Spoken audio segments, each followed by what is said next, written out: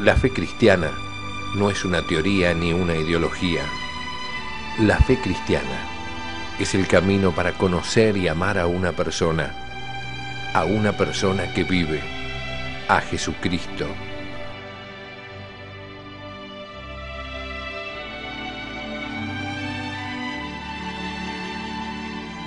La fe cristiana, un curso del Instituto de Formación Teológica por Internet que quiere ayudarte a crecer en el amor a Jesús, nuestro Señor.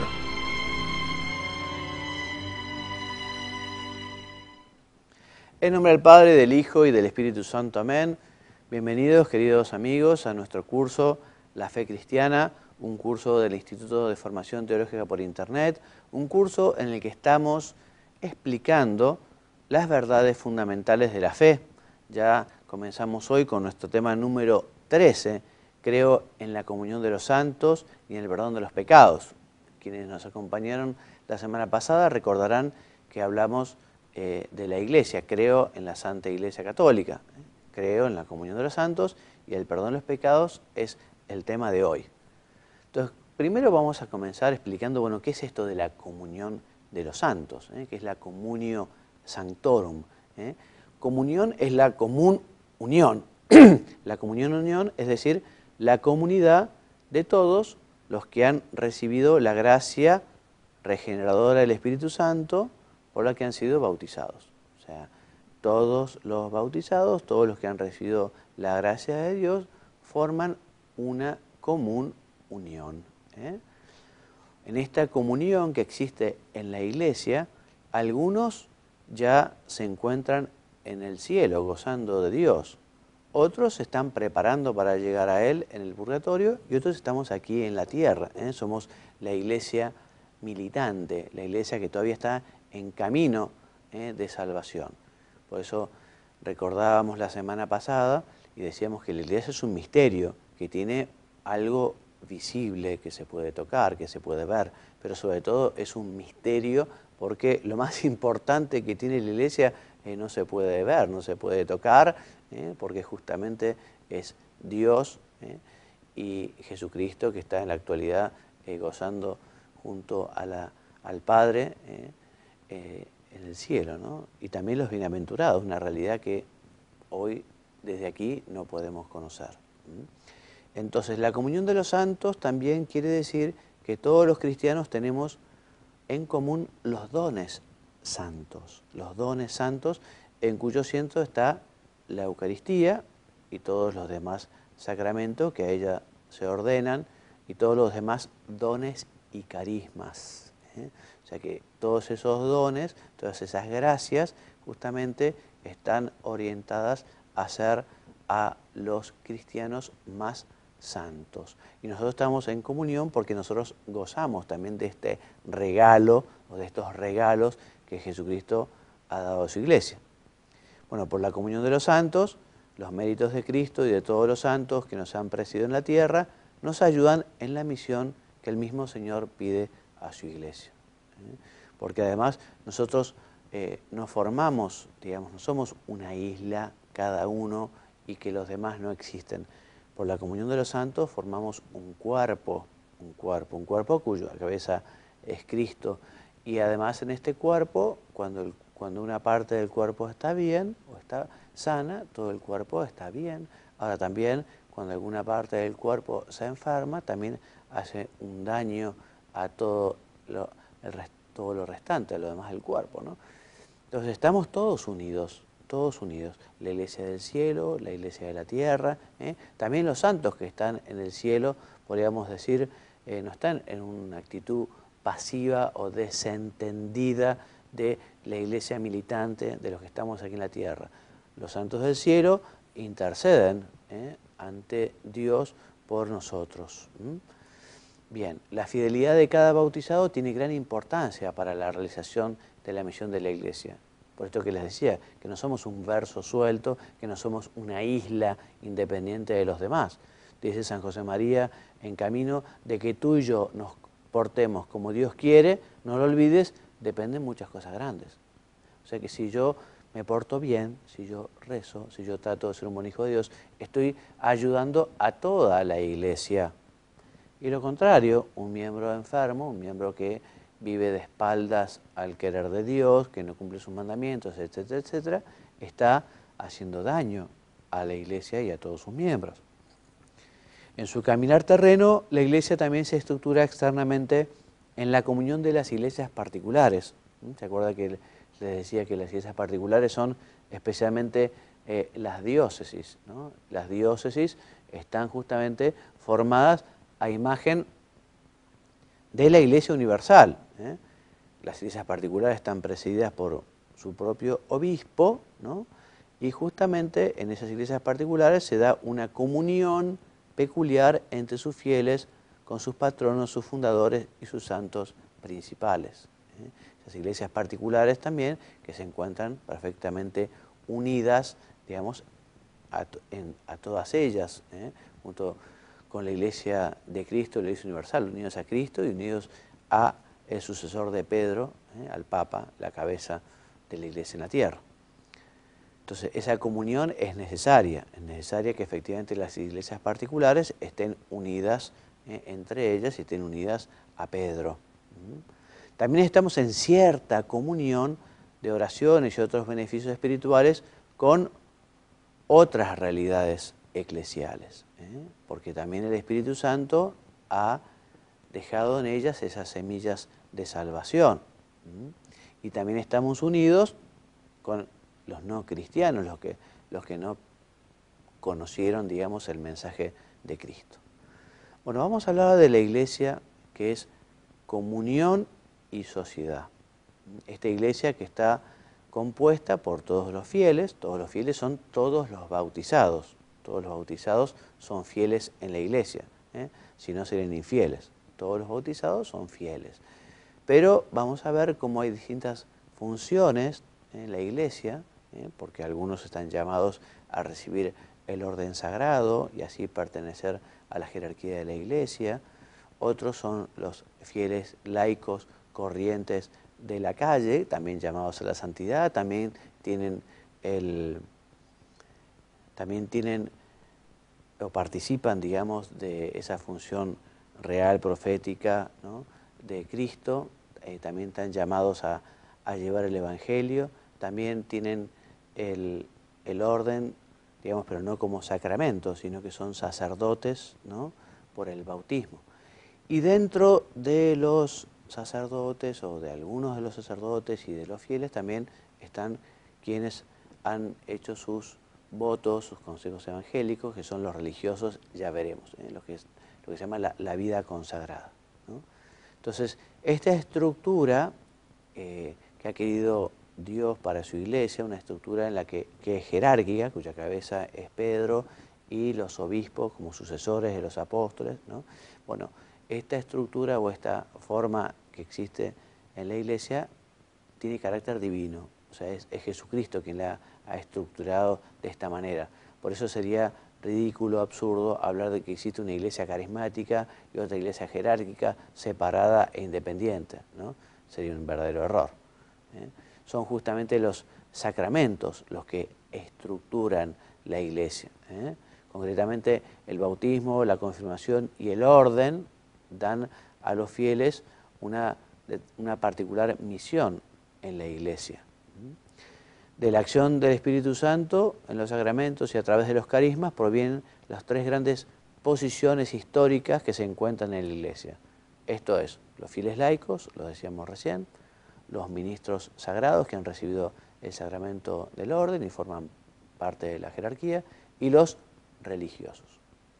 Tanto laicos, sacerdotes como religiosos, repetimos, son fieles, todos son fieles en la iglesia. Y como fieles, o una persona es fiel en la iglesia cuando ha sido incorporada a Cristo mediante el bautismo.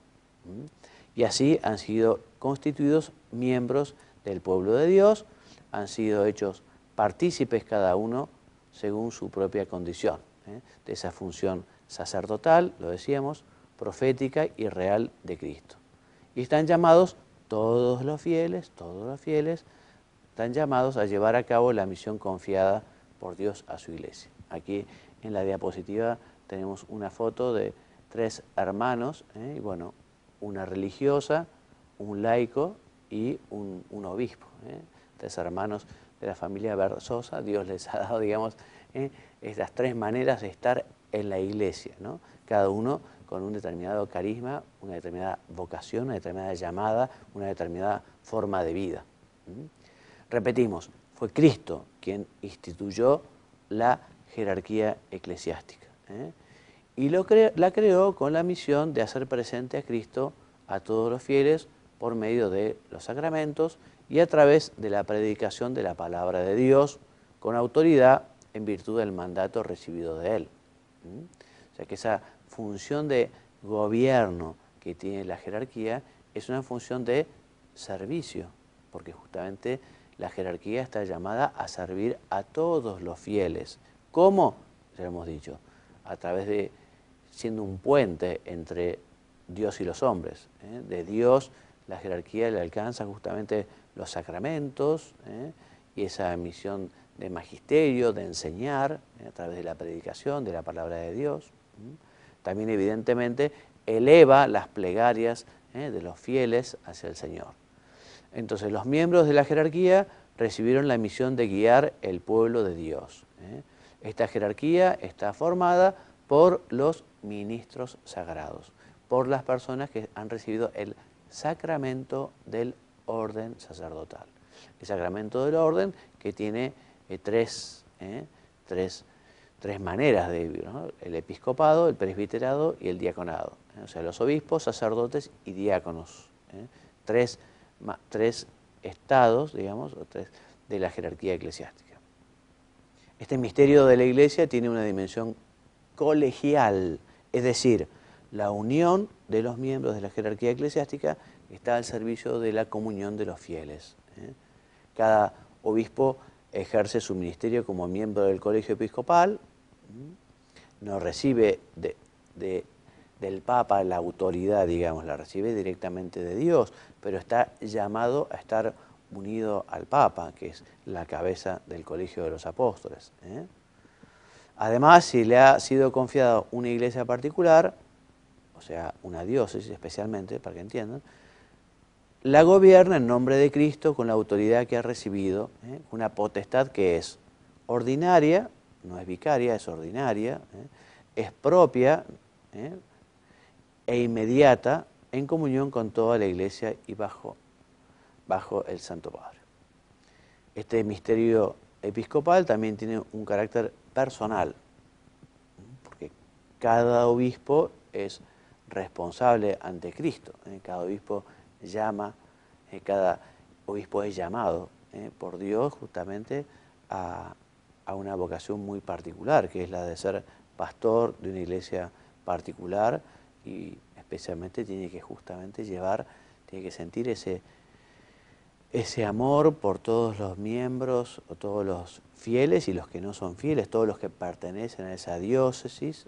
También tendrá un amor por toda la iglesia, ¿no? La sollicitudo omnium ecclesiarum, tendrá una solicitud y un amor por toda la iglesia universal, pero especialmente, digamos, tiene una vocación a cuidar la grey que se encuentra en esa diócesis. Entonces, con su oración, con su celebración de la Santa Misa, en fin, con su predicación, velando también por sus sacerdotes, preparando a los candidatos al sacerdocio en el seminario, en fin, la verdad que los obispos tienen una función importantísima en sus diócesis y tenemos que rezar mucho por nuestros queridos obispos, porque la verdad es que es una cruz pesada, una cruz que se lleva con gratitud, con agradecimiento, pero es una responsabilidad muy importante, ser la cabeza de una iglesia particular.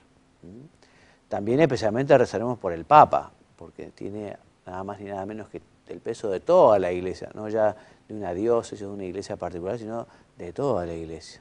El Papa, lo saben muy bien, es el obispo de Roma, es sucesor de San Pedro, es perpetuo y visible principio y fundamento de la unidad en la iglesia, es vicario de Cristo, el Papa, cabeza del Colegio de los Apóstoles, pastor de toda la Iglesia, sobre la que tiene por institución divina una potestad que es plena, plena sobre todos los temas, todas las cuestiones, suprema, no hay nada por arriba del Papa, inmediata y universal.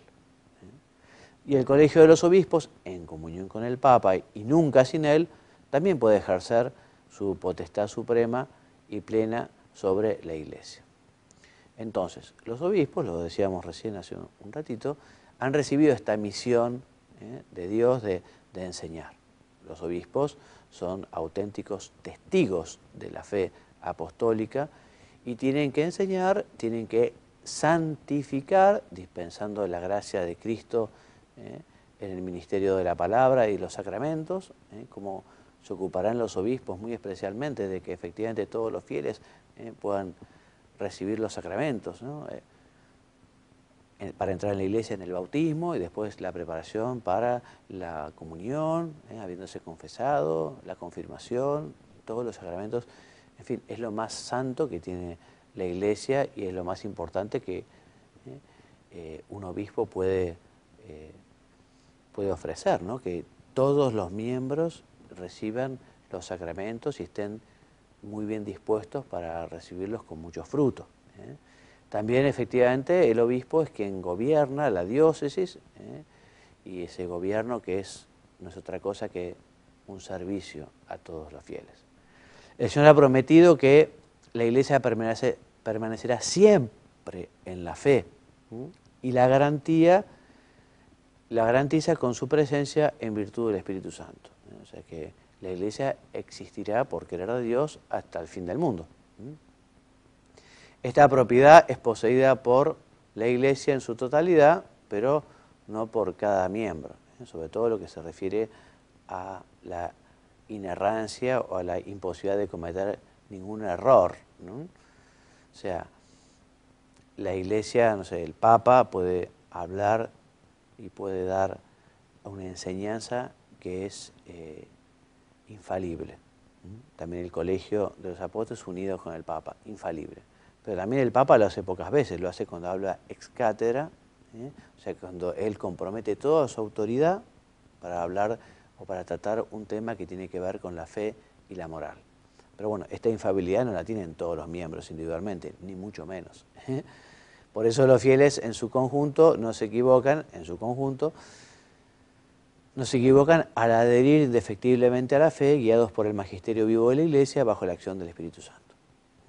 O sea que también Dios ha querido apoyar a la Iglesia o asistir a la Iglesia en su función de magisterio, en su función de enseñar, en su función de presentar este Evangelio. O sea que el Espíritu Santo le da al magisterio eclesiástico, le da a la Iglesia en esta faceta de enseñar una especial ayuda para que no haya error ni equivocación. En algunos casos específicos, lo decía recién, esa asistencia del Espíritu Santo garantiza que las intervenciones del magisterio no contengan ningún error. Por eso se suele decir que en tales casos el magisterio participa de la misma infalibilidad que el Señor ha prometido a su Iglesia. Lo dice el compendio del Catecismo de la Iglesia Católica en su número 185, cuando afirma: la infalibilidad del magisterio se ejerce cuando el romano pontífice, en virtud de su autoridad de supremo pastor de la Iglesia, o el colegio de los obispos, en comunión con el Papa, sobre todo reunido en un concilio ecuménico, proclaman con acto definitivo una doctrina referente a la fe o a la moral. Y también cuando el Papa y los obispos, en su magisterio ordinario, concuerdan en proponer una doctrina como definitiva. Todo fiel debe adherirse a tales enseñanzas con el obsequio de la fe. O sea que la fe es creer en lo que Dios ha revelado. Fe también es creer en que efectivamente la Iglesia ha recibido de Cristo esta potestad de magisterio y esta capacidad para enseñarnos, para mostrarnos la verdad. Fe es justamente confianza. Fe es incluso no aceptaran que uno no termina de entender, ¿no? La fe. Pero sabiendo que es de Cristo, sabiendo que es la Iglesia, uno dice, bueno, si es de Dios, amén. Si es de Dios, que así sea. Muy bien. Entonces hablamos que la Iglesia está formada por los fieles laicos, primero dijimos por el magisterio, por los fieles laicos y por los religiosos. ¿Quiénes son los fieles laicos, ¿no? Entonces son aquellos fieles cuya misión es buscar el reino de Dios, iluminando y ordenando las realidades temporales según Dios. O sea, los bautizados que se santifican en medio de la calle a través de sus responsabilidades ordinarias, de trabajo, de familia, etcétera, etcétera, etcétera. Estos son los fieles laicos, ¿no? Responden así a la llamada a la santidad y el apostolado que se dirige a todos los bautizados. Puesto que participan del sacerdocio de Cristo, los laicos también se asocian a su misión santificadora, profética y real. O sea, tienen no el sacramento del orden, no el sacerdocio ministerial, ¿no? Sino que eso lo tienen quienes han recibido el sacramento. Pero sí tienen el sacerdocio real, ese sacerdocio que reciben todos los bautizados. Entonces decíamos, participan de la misión sacerdotal de Cristo cuando ofrecen como sacrificio espiritual, sobre todo en la Eucaristía, la propia vida con todas sus obras. Participan en la misión profética cuando acogen en la fe la palabra de Cristo y la anuncian al mundo con el testimonio de la vida y de la palabra. Todos estamos llamados a ejercer esta misión profética, sacerdotes y fieles laicos, corrientes. Todos están llamados a llevar el Evangelio, con su vida, con su ejemplo, pero también con su palabra, hablando, explicando, invitando, animando. También los fieles laicos participan en la misión regia porque reciben de él el poder de vencer el pecado en sí mismo y en el mundo, por medio de la abnegación y la santidad de la propia vida, e impregnan de valores morales las actividades temporales del hombre y las instituciones de la sociedad. O sea que la Iglesia debe ser como la sal de la sociedad. Si todos los bautizados y todos los cristianos realmente estuvieran comprometidos con el Evangelio, vivieran muy bien las enseñanzas de Cristo, vivieran según los mandamientos, en fin, el mundo sería otro, claramente, ¿no? Y bueno, y estamos llamados justamente a cambiar el mundo, a convertir el mundo, a santificar el mundo, a que Cristo esté presente en todas las realidades temporales, en todas las realidades terrenas. Y son los fieles laicos los que están llamados a llevar a Cristo allí a todos los ambientes, a la política, al deporte, a la educación, a la moda. Allí donde hay un cristiano debería haber otro Cristo, debería estar Cristo presente en ese cristiano. O sea que todos los fieles laicos están llamados a santificar el mundo. Y por último, de estos fieles laicos y de los que han recibido el sacramento del orden, algunos se consagran de un modo especial a Dios por la procesión de los consejos evangélicos. Esos votos de pobreza, castidad y obediencia, ¿no? De alguna manera se comprometen, se consagran a Dios, se apartan del mundo, dan un particular testimonio escatológico con su vida, ¿no? Y así también llevan el Evangelio de Cristo. Esta vida consagrada es un estado de vida reconocido por la Iglesia que participa en su misión mediante una plena entrega a Cristo y a los hermanos, dando testimonio de la esperanza del reino de los cielos. Muy bien, creo en el perdón de los pecados.